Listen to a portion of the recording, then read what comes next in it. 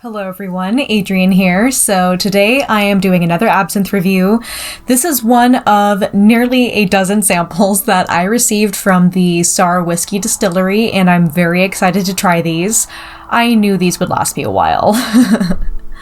But the one I'm going to be reviewing today is the Lord of the Frogs. Now, before you cringe at the name, let's keep an open mind here. Obviously, not everyone can be like a reproduction of a pre-ban absinthe, which I personally really like. However, I really enjoy it when distillery owners will think outside the box for producing a new, definitely like a new innovative absinthe product. However, if they cut corners or if they are artificially coloring their product, then I'm out. So I am definitely excited to try this. This is something brand new. It's different. Definitely has a different name. I'm willing to keep an open mind and give it a chance, and I think you guys should too. And thank you so much to the owner for sending me all these samples to try. I'm really excited. And then another thing I would like to bring up is I'm going to be doing a similar thing with my video absinthe reviews that I am doing on my Patreon, where my patrons who are contributing to my Patreon every single month get a first access, so to speak, of all my videos. But specifically for my absinthe reviews, what I'm going to start doing is I'm going to start posting reviews on the Wormwood Society's website of each absinthe that I do review here. And I will include a video link for the review in the actual text review as well. So today I'm going to be writing a review because the owner of the Wormwood Society, Brian Robinson, asked me to kind of test out the system and see if there are any kinks, and not the fun kind. And so that's what I'm going to start doing. I'm really hoping to direct a little bit more traffic over to the Wormwood Society. They are going to be launching officially pretty soon, and there are going to be some pretty awesome prizes. And eventually, due to the relaunch of the website, you guys will see me reviewing some more pre-ban absinthe. So I'm very excited about that. So please go follow the Wormwood Society in the description below. Follow them on social media, their TikTok, their Instagram, their Twitter. And the most important thing is the website.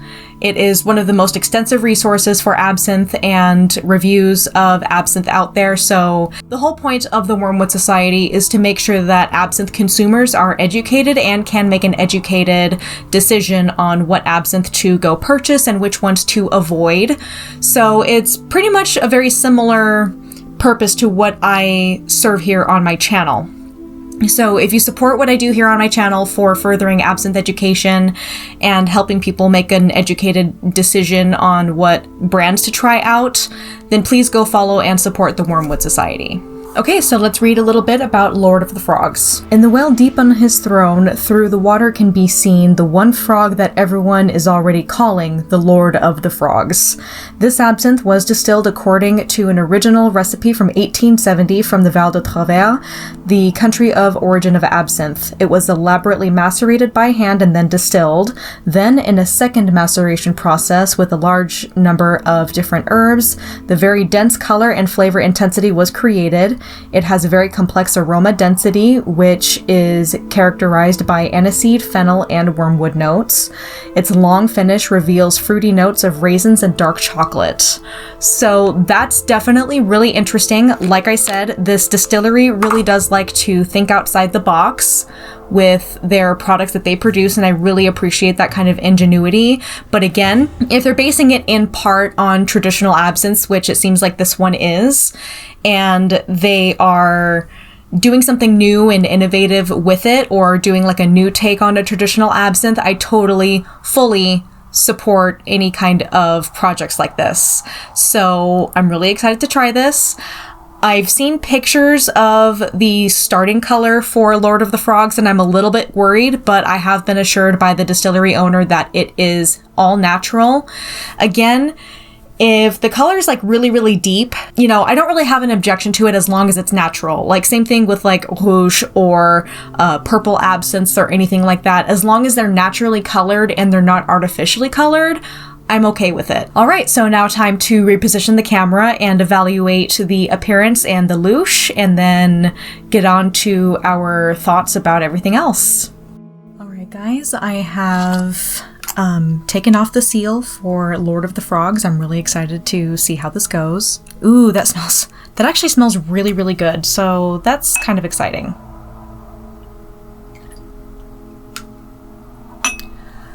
Okay. It's so funny. I just read a message from the distillery owner saying that after a while it does turn brown. That's okay. It happens. Color.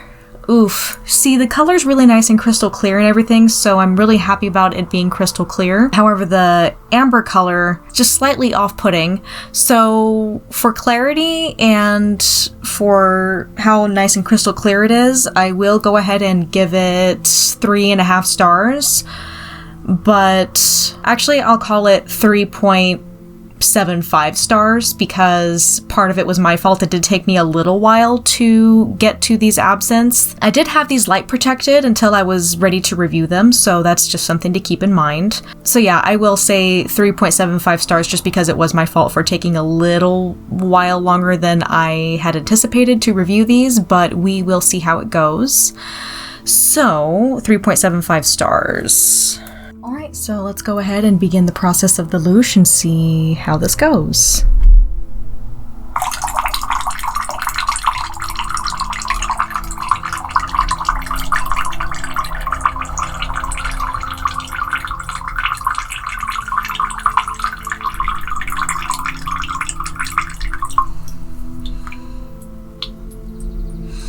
Okay, so I really like how it's perfuming the air so far. That's really nice. The louche was immediate, which is really great.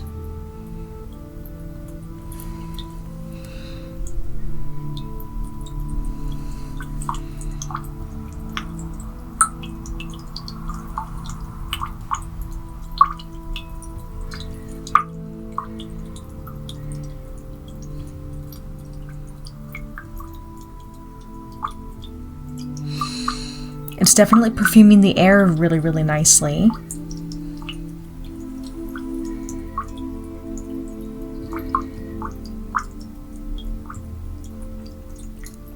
And, you know, I will say that louche is really, really impressive.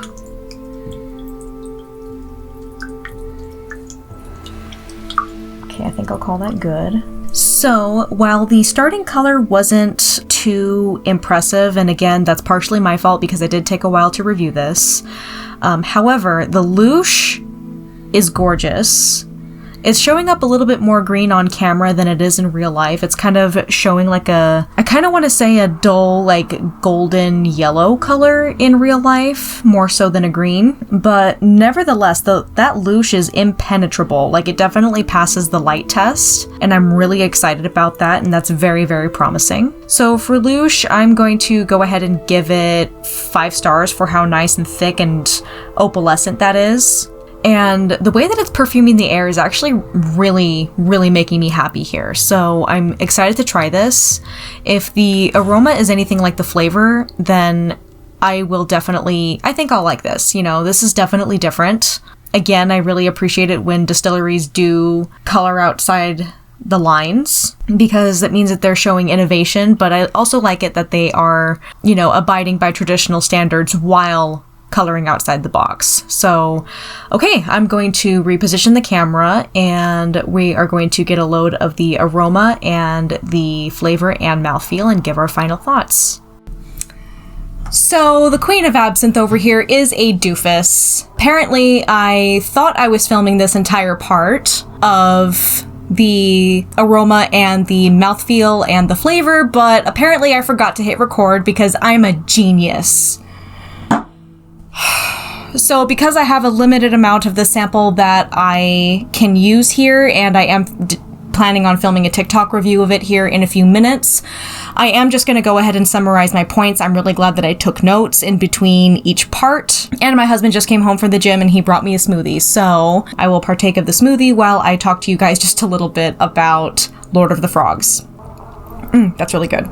So for the aroma, I gave it 4 stars because while it wasn't necessarily like mind-blowing and complex when you go in for a good sniff, it definitely had some really interesting overtones to it, which definitely added to how enjoyable it was. The Holy Trinity was very present. There weren't much of any other herbs that I was really detecting from that sniff test, but I really like the notes of dark chocolate and the raisins that were kind of like overshadowing it and adding to it. So that definitely made it really interesting.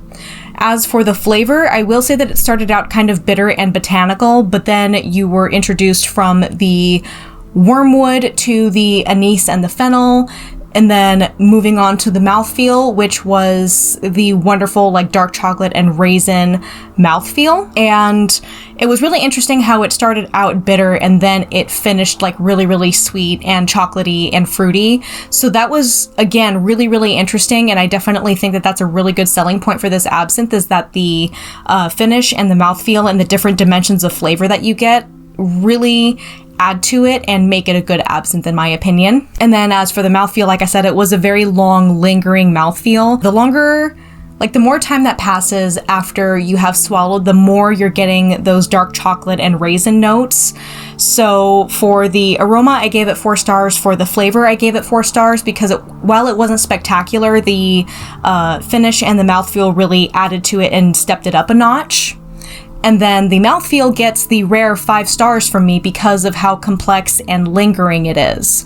So that was really, really interesting. So if you like traditional absinthe and you're looking to kind of step out of your comfort zone and find something that is very traditionally made by traditional standards, but kind of has a different take and a different interpretation, then I would definitely recommend this. Now, would I have it with sugar? Me personally, probably not, but if I were to give it to my husband, I would probably give it to him with sugar.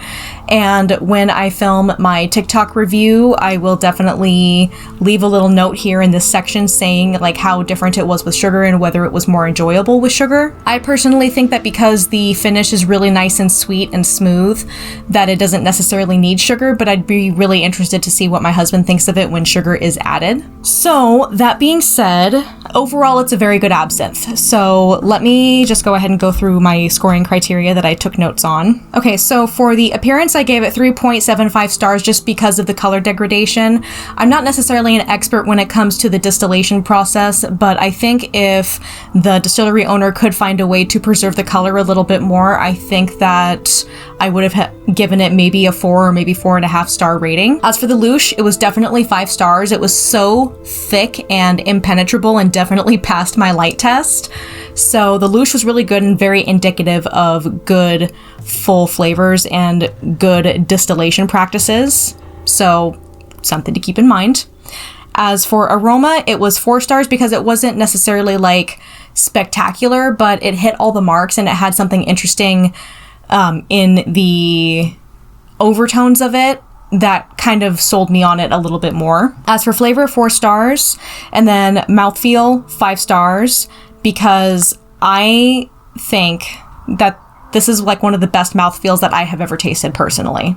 So that being said, thank you so much for watching, and thank you so much to my patrons for your support every single month, because without your support, my first original song being recorded in LA in October would not have been possible. So thank you. I really appreciate it. And to everyone, subscribe to my channel if you haven't already, and make sure you hit that bell for notifications for more videos on absinthe and the Gothic literature and goth music and everything, and other things that I love. And to everyone, you're amazing. I love you, and I will see you guys later.